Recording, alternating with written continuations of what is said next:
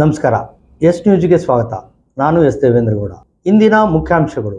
ಶಾಸಕ ಹಂಪನಗೌಡರಿಗೆ ಸಚಿವ ಸ್ಥಾನ ನೀಡುವಂತೆ ಬೆಂಬಲಿಗರು ಕಾರ್ಯಕರ್ತರಿಂದ ನಗರದಲ್ಲಿ ಪ್ರತಿಭಟನೆ.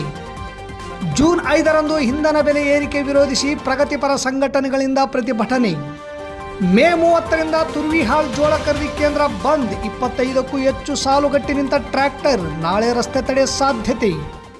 ಧೂಮಪಾನದಿಂದ ಶ್ವಾಸಕೋಶದ ಕ್ಯಾನ್ಸರ್, ಹೃದ್ರೋಗ ಕಾಯಿಲೆಗಳಿಗೆ ತುತ್ತಾಗುವಿರಿ. ಗೀತಾ ಹಿರೇಮಠ್ ಸಲಹೆ.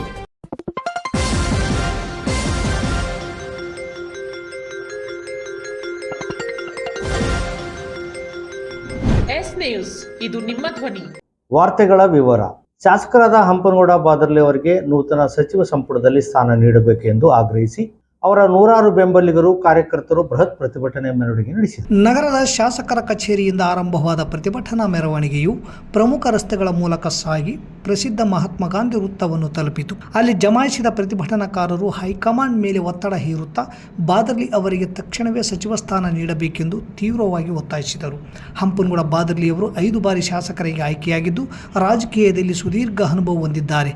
ಇಂತಹ ಹಿರಿಯ ನಾಯಕರಿಗೆ ನೂತನ ಸಚಿವ ಸಂಪುಟದ ಮೊದಲ ಪಟ್ಟಿಯಲ್ಲೇ ಸಚಿವ ಸ್ಥಾನ ನೀಡಬೇಕಾಗಿತ್ತು.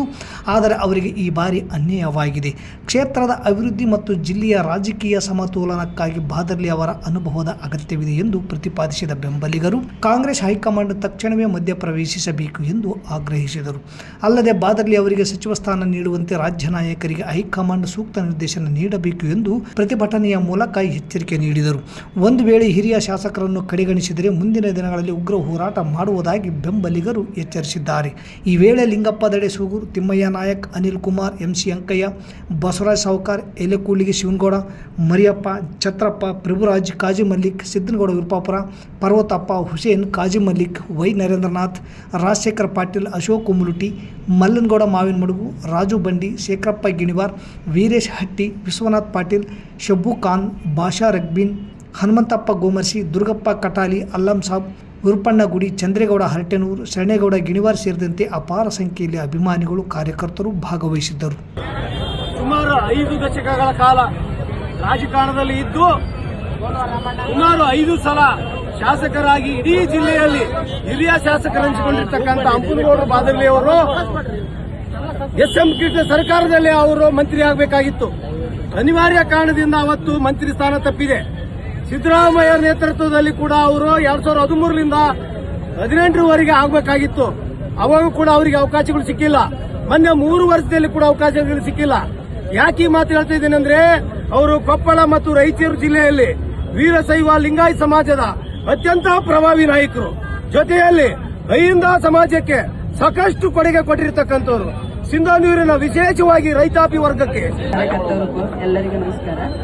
ನಮ್ಮ ಹಂಪನಗೌಡ ಬಾದರ್ ಸರ್ ಇವರಿಗೆ ಸ್ವಸ್ಥಾನ ಕೊಡಬೇಕಂತ ನಮ್ಮ ತಾಲೂಕು ಪರವಾಗಿ, ಕುಂದನೂರು ಪರವಾಗಿ, ನಮ್ಮ ಹೆಣ್ಣುಮಕ್ಕಳ ಒಕ್ಕೂಟ ಕಡೆಯಿಂದ ಎಲ್ಲ ಕಡೆಯಿಂದ ಅವರು ಸಚಿವ ಸ್ಥಾನವನ್ನು ಕೊಡಬೇಕಂತಂದು DK ಶಿವಕುಮಾರ್ ಅವರಿಗೆ, ಅವರ ಖರ್ಗೆ ಅವರಿಗೆ, ಇವರೆಲ್ಲರಿಗೂ ನಾವು ವಿನಂತಿ ಮಾಡಿಕೊಂಡಿರ್ತೀವಿ.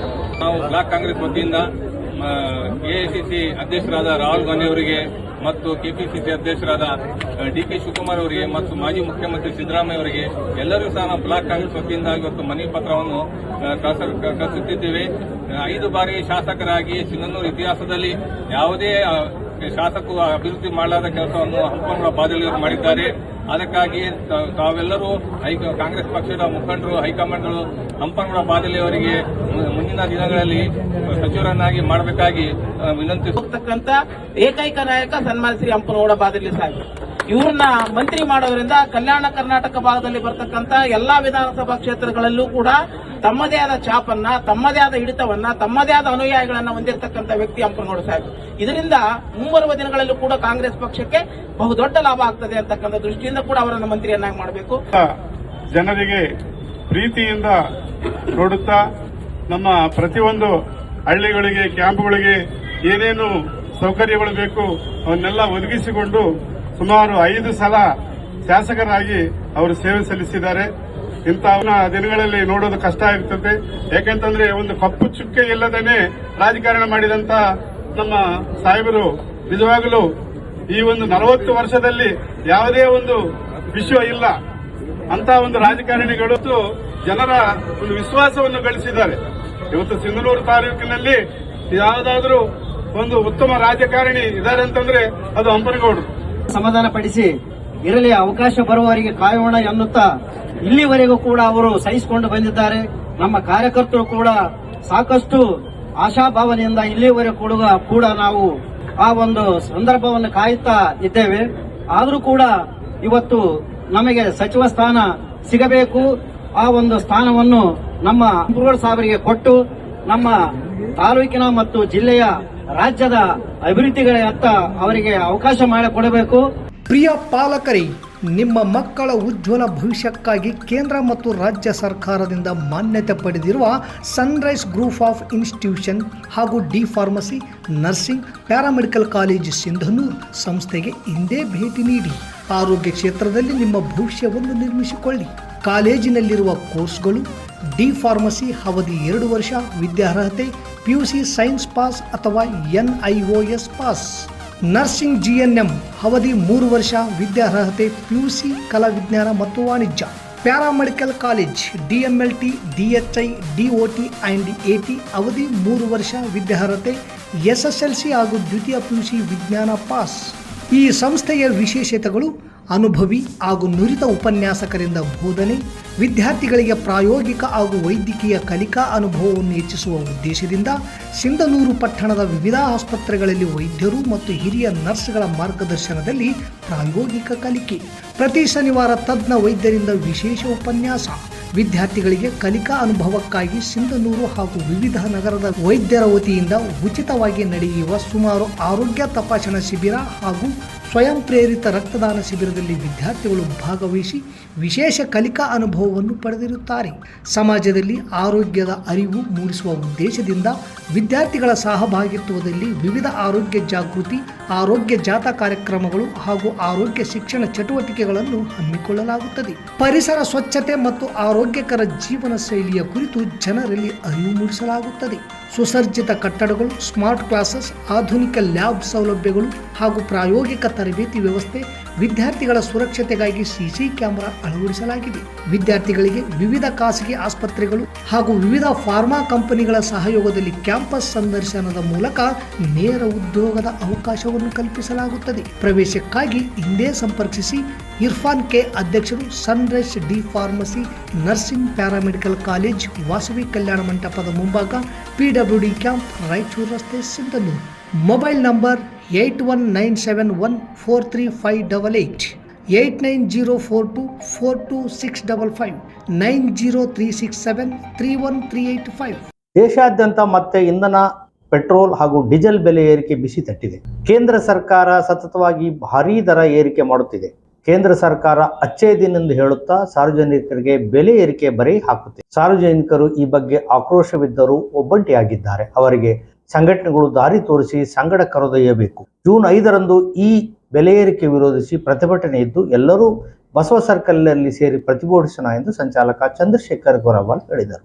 ನಗರದ ಪ್ರವಾಸಿ ಮಂದಿರದಲ್ಲಿ ಸಭೆ ಸೇರಿದ್ದ ಸಂಘಟನೆಗಳ ಮುಖಂಡರು ಈ ಕುರಿತು ಚರ್ಚಿಸುತ್ತಾ 5 ರಾಜ್ಯಗಳ ಚುನಾವಣೆ ಮುಗಿದ ನಂತರ ಸತತವಾಗಿ ಕೇಂದ್ರ ಸರ್ಕಾರ ಇಂಧನ ಬೆಲೆ, ಸಿಲಿಂಡರ್ ಬೆಲೆ ಏರಿಕೆ ಮಾಡುತ್ತಿದೆ. ಇದರಿಂದ ಹೋಟೆಲ್ ಮಾಲೀಕರಿಗೆ ಮತ್ತು ಜನಸಾಮಾನ್ಯರಿಗೂ ಇದರ ಬಿಸಿ ತಟ್ಟಿದೆ. ಪ್ರತಿಯೊಬ್ಬರು ಕೇಂದ್ರ ಸರ್ಕಾರದ ಈ ಏರಿಕೆಯನ್ನು ಖಂಡಿಸುತ್ತಾ ಮೋದಿ, ಶಾ ಅವರ ಜನಪರ ಕಾಳಜಿ ಈಗ ಅರ್ಥವಾಗುತ್ತಿದೆ. ಅಚ್ಚೇ ದಿನ್ ಅಂದರೆ ಇದೇ ಎಂದು ಈಗ ನಮಗೆ ಅನಿಸುತ್ತಿದೆ ಎಂದು ಮಾತನಾಡಿಕೊಳ್ಳುತ್ತಿದ್ದಾರೆ. ಕೂಲಿ ಕಾರ್ಮಿಕರಿಗೆ ಮನ್ರೇಗಾ ಚಿಂತೆ, ಕಾರ್ಮಿಕರಿಗೆ ಕನಿಷ್ಠ ವೇತನ ಕೂಲಿ ಚಿಂತೆ, ನೌಕರರಿಗೆ ಪ್ರತಿ ತಿಂಗಳು ವೇತನ ಬರುತ್ತಿಲ್ಲವಲ್ಲ ಎನ್ನುವ ಚಿಂತೆ, ರೈತರಿಗೆ ಬೀಜ ಗೊಬ್ಬರದ ಚಿಂತೆಯಲ್ಲಿ ದಿನ ದೂಡುತ್ತಿದ್ದಾರೆ. ಇಲ್ಲಿಯವರೆಗೆ ಜೋಳ ಖರೀದಿ ಮಾಡಿದ ಸರ್ಕಾರ ರೈತರ ಖಾತೆಗೆ ಹಣ ಜಮಾ ಮಾಡಿಲ್ಲ. ಈಗ ಬೀಜ ಗೊಬ್ಬರ ಖರೀದಿಗೆ ರೈತರು ಸಾಲ ಮಾಡುತ್ತಿದ್ದಾರೆ. ಇದೆಲ್ಲವನ್ನು ಎದುರಿಸಲು ಹೋರಾಟದಿಂದ ಮಾತ್ರ ಸಾಧ್ಯ. ಜನ ಒಂಟಿಯಾಗುತ್ತಿದ್ದಾರೆ. ಅವರಿಗೆ ಇವತ್ತಿನ ಮೀಡಿಯಾಗಳು ಮಂಪರ್ನಲ್ಲಿ ಇರುವಂತೆ ಮಾಡುತ್ತಿವೆ. ಇವೆಲ್ಲವನ್ನು ಜನರಿಗೆ ಮನವರಿಕೆ ಮಾಡಿಕೊಡುವ ಅವಶ್ಯಕತೆ ಇದೆ ಎಂದು ಚರ್ಚಿಸಿ ಜೂನ್ 5ರಂದು ಪ್ರತಿಭಟನೆಗೆ ಕರೆ ನೀಡಿವೆ. ಅಂದು ಸಾರ್ವಜನಿಕರು ಭಾಗವಹಿಸುವಂತೆ ಮನವಿ ಮಾಡಿದೆ. ಸಭೆಯಲ್ಲಿ ಚಂದ್ರಶೇಖರ್ ಗೊರೆಬಾಳ್, DH ಪೂಜಾರ್, M ಗೋಪಾಲಕೃಷ್ಣ, ಬಸವರಾಜ್ ಬಾದರ್ಲಿ, ನಾಗರಾಜ್ ಪೂಜಾರ್, ಮಂಜುನಾಥ್ ಗಾಂಧಿನಗರ, ಹುಸೇನ್ ಸಾಬ್, ಶಂಕರ್ ಗುರಿಕಾರ್, ಕೃಷ್ಣಮೂರ್ತಿ ಸೇರಿದಂತೆ ಅನೇಕರಿದ್ದರು. ಸರ್ಕಾರ ಜೋಳ ಖರೀದಿ ಕೇಂದ್ರ ಯಾವಾಗ ಪ್ರಾರಂಭ, ಯಾವಾಗ ಬಂದ್ ಎಂದು ಸರಿಯಾಗಿ ರೈತರಿಗೆ ಮಾಹಿತಿ ನೀಡದ ಹಿನ್ನೆಲೆಯಲ್ಲಿ ತುರುವಾಳ ಖರೀದಿ ಕೇಂದ್ರದ ಮುಂದೆ 25ಕ್ಕೂ ಹೆಚ್ಚು ಜೋಳದ ಟ್ರ್ಯಾಕ್ಟರ್ ಸಾಲುಗಟ್ಟಿ ನಿಂತಿವೆ. ಅಧಿಕಾರಿಗಳು ಸರಿಯಾಗಿ ಸ್ಪಂದಿಸುತ್ತಿಲ್ಲ. ನಾಳೆ ಬೆಳಗ್ಗೆ ಪ್ರಾರಂಭಿಸದೇ ಇದ್ದರೆ ರಸ್ತೆ ಬಂದ್ ಮಾಡುವುದಾಗಿ ರೈತರು ತಿಳಿಸಿದ್ದಾರೆ. ಮಾಹಿತಿ ತಿಳಿದ ಕೆಪಿಆರ್ಎಸ್ ಜಿಲ್ಲಾ ಅಧ್ಯಕ್ಷ ಬಸವಂತರಾಯಗೌಡ ಕಲ್ಲೂರು ರೈತರನ್ನು ಹಾಗೂ ಅಧಿಕಾರಿಗಳ ಜೊತೆ ಮಾತನಾಡಿದಾಗ, ಕಳೆದ 30ರಿಂದ ಖರೀದಿ ಕೇಂದ್ರದ ಮುಂದೆ ಸಾಲುಗಟ್ಟಿ ಟ್ರ್ಯಾಕ್ಟರ್ ನಿಲ್ಲಿಸಿಕೊಂಡು ನಿಂತಿದ್ದೇವೆ.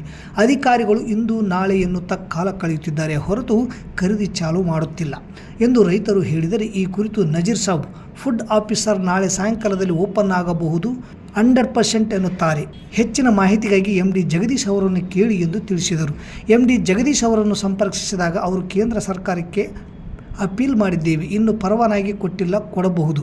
ಈ ಕುರಿತು ನಮ್ಮ ಅಧಿಕಾರಿಗಳು ರೈತರಿಗೆ ಮಾಹಿತಿ ಕೊಡಬೇಕು, ವಿನಾಕಾರಣ ರೈತರಿಗೆ ಈ ರೀತಿ ತೊಂದರೆ ಮಾಡಬಾರದು ಎನ್ನುತ್ತಾರೆ. ನಿಜವಾದ ಸಮಸ್ಯೆ ಏನು ಎಂದು ತಿಳಿಸುವವರು ಇಲ್ಲದಂತಾಗಿದೆ. ಮೊದಲೇ ತೊಂದರೆಯಲ್ಲಿರುವ ರೈತರಿಗೆ ಈ ಗೋಳು ಬೇರೆ ಭರಿಸಬೇಕು. ಈಗಾಗಲೇ ವಿರುಪಾಪುರ, ಕಲ್ಮಂಗಿ ಅನೇಕ ಹಳ್ಳಿಯ ರೈತರು ಆಕ್ರೋಶದಲ್ಲಿದ್ದಾರೆ. ನಾಳೆ NH ರಸ್ತೆ ಬಂದ್ ಮಾಡುವ ಯೋಚನೆಯಲ್ಲಿದ್ದಾರೆ. ಈ ಕುರಿತು ಅಧಿಕಾರಿಗಳು ಕೂಡಲೇ ಸ್ಪಂದಿಸಿ ಸಮಸ್ಯೆ ಬಗೆಹರಿಸದೆ ಹೋದರೆ ನಾಳೆ ರಸ್ತೆ ತಡೆ ಗ್ಯಾರಂಟಿ. ಇದಕ್ಕೆ ನಮ್ಮ ಸಂಘಟನೆ ಕೂಡ ಬೆಂಬಲ ನೀಡಿ ಭಾಗವಹಿಸುತ್ತೇವೆ ಎಂದು ಬಸವಂತರಾಯಗೌಡ ಕಲ್ಲೂರು ತಿಳಿಸಿದ್ದಾರೆ. ಪ್ರತಿ ವರ್ಷ ಮೇ 31ರಂದು ವಿಶ್ವಾದ್ಯಂತ ವಿಶ್ವ ತಂಬಾಕು ರಹಿತ ದಿನವನ್ನು ಆಚರಿಸಲಾಗುತ್ತದೆ. ತಂಬಾಕು ಸೇವನೆಯಿಂದ ಉಂಟಾಗುವ ಗಂಭೀರ ಆರೋಗ್ಯ ಸಮಸ್ಯೆಗಳು ಮತ್ತು ಸಾವು ನೋವುಗಳ ಬಗ್ಗೆ ಸಾರ್ವಜನಿಕರಿಗೆ ಜಾಗೃತಿ ಮೂಡಿಸುವುದು ಈ ದಿನದ ಮುಖ್ಯ ಉದ್ದೇಶವಾಗಿದೆ ಎಂದು ತಾಲೂಕಾ ಕ್ಷೇತ್ರ ಆರೋಗ್ಯ ಶಿಕ್ಷಣಾಧಿಕಾರಿ ಗೀತಾ ಹಿರೇಮಠ್ ಹೇಳಿದರು. ಜಿಲ್ಲಾಡಳಿತ, ಜಿಲ್ಲಾ ಪಂಚಾಯಿತಿ, ಜಿಲ್ಲಾ ಆರೋಗ್ಯ ಮತ್ತು ಕುಟುಂಬ ಕಲ್ಯಾಣ ಇಲಾಖೆ ಹಾಗೂ ಜಿಲ್ಲಾ ತಂಬಾಕು ನಿಯಂತ್ರಣ ಕೋಶ ರಾಯಚೂರು, ತಾಲೂಕು ಆರೋಗ್ಯ ಅಧಿಕಾರಿಗಳ ಕಾರ್ಯಾಲಯ ಸಿಂಧನೂರು ಹಾಗೂ ತಾಲೂಕು ಸಾರ್ವಜನಿಕ ಆಸ್ಪತ್ರೆ ಮತ್ತು ಪ್ರಾಥಮಿಕ ಆರೋಗ್ಯ ಕೇಂದ್ರದ ಗಾಂಧಿನಗರ ಸಂಯುಕ್ತಾಶ್ರಯದಲ್ಲಿ ಅರಳಹಳ್ಳಿ ಆಯುಷ್ಮಾನ್ ಆರೋಗ್ಯ ಕೇಂದ್ರಕ್ಕೆ ಒಳಪಡುವ 3ನೇ ಮೈಲ್ ಕ್ಯಾಂಪಿನಲ್ಲಿ ಜೂನ್ 2 ಮಂಗಳವಾರದಂದು ತಂಬಾಕು ವಿರೋಧಿ ದಿನಾಚರಣೆ ಆಚರಿಸಲಾಯಿತು. ತಂಬಾಕು ರಹಿತ ದಿನದ ವಿಶ್ವ ಆರೋಗ್ಯ ಸಂಸ್ಥೆ WHO 1987ರಲ್ಲಿ ಪ್ರಾರಂಭಿಸಿತು. ಆರೋಗ್ಯದ ಮೇಲಿನ ದುಷ್ಪರಿಣಾಮಗಳು, ಧೂಮಪಾನ ಮತ್ತು ತಂಬಾಕು ಜಗಿಯುವ ಅಭ್ಯಾಸದಿಂದ ಶ್ವಾಸಕೋಶದ ಕ್ಯಾನ್ಸರ್, ಹೃದ್ರೋಗ ಹಾಗೂ ವಿವಿಧ ಉಸಿರಾಟದ ಕಾಯಿಲೆಗಳು ಬರುತ್ತವೆ. ಜಾಗತಿಕ ಸಾವು ಪ್ರತಿ ವರ್ಷ ಪ್ರಪಂಚದಾದ್ಯಂತ ತಂಬಾಕು ಸಂಬಂಧಿತ ಕಾಯಿಲೆಗಳಿಂದ ಹೆಚ್ಚು ಜನರು ಮೃತಪಡುತ್ತಿದ್ದಾರೆ. ತಂಬಾಕು ಸೇವನೆಯು ಶ್ವಾಸಕೋಶ, ಬಾಯಿ, ಗಂಟಲು ಮತ್ತು ಮೂತ್ರಕೋಶ ಸೇರಿದಂತೆ ಕನಿಷ್ಠ 15 ಬಗೆಯ ಕ್ಯಾನ್ಸರ್ಗಳಿಗೆ ಕಾರಣವಾಗುತ್ತದೆ. ಇದು ಹೃದಯಾಘಾತ ಮತ್ತು ಶ್ವಾಸಕೋಶದ ತೀವ್ರ ಕಾಯಿಲೆಗಳನ್ನು ಉಂಟು ಮಾಡುತ್ತದೆ. ವಿಶ್ವ ಆರೋಗ್ಯ ಸಂಸ್ಥೆಯ ಪ್ರಕಾರ ತಂಬಾಕಿನಿಂದ ಪ್ರತಿ ವರ್ಷ ವಿಶ್ವದಾದ್ಯಂತ 1 ಕೋಟಿಗೂ ಹೆಚ್ಚು ಜನರು ಸಾವನ್ನಪ್ಪುತ್ತಿದ್ದಾರೆ. ತಂಬಾಕು ಮುಕ್ತ ಜೀವನ ಶೈಲಿಯನ್ನು ಅಳವಡಿಸಿಕೊಳ್ಳುವುದು ನಿಮ್ಮ ಮತ್ತು ನಿಮ್ಮ ಕುಟುಂಬದ ಆರೋಗ್ಯಕ್ಕೆ ಅತ್ಯಂತ ಸುರಕ್ಷಿತವಾಗಿದೆ. ತಂಬಾಕು ತ್ಯಜಿಸುವ ಕುರಿತು ಹೆಚ್ಚಿನ ಮಾಹಿತಿ ಮತ್ತು ವೈದ್ಯಕೀಯ ನೆರವು ಪಡೆಯಬಹುದು.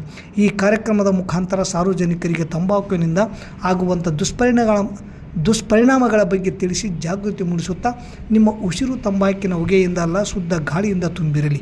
ಇದಕ್ಕೆ ಸಾರ್ವಜನಿಕರು ಸಹಕರಿಸಲು ರಾಮಾಂಜನ್ ಕುಮಾರ್ RKSK ಆಪ್ತ ಸಮಾಲೋಚಕರು ತಿಳಿಸಿದರು. ಈ ವೇಳೆ PHCO ವಿಜಯಲಕ್ಷ್ಮಿ, ಅಂಗನವಾಡಿ ಅಕ್ಕಮಾದೇವಿ, ಕಾರ್ಯಕರ್ತೆಯರು, ಅಂದಮ್ಮ, ಆಶಾ ಕಾರ್ಯಕರ್ತೆ, ಸಾರ್ವಜನಿಕರು ಉಪಸ್ಥಿತರಿದ್ದರು. ಇಲ್ಲಿಗೆ ವಾರ್ತಾ ಪ್ರಸಾರ ಮುಕ್ತಾಯವಾಯಿತು. ನಿರಂತರ ಸುದ್ದಿಗಾಗಿ ವೀಕ್ಷಿಸಿ S ನ್ಯೂಸ್. ಇದು ನಿಮ್ಮ ಧ್ವನಿ. ನಮಸ್ಕಾರ.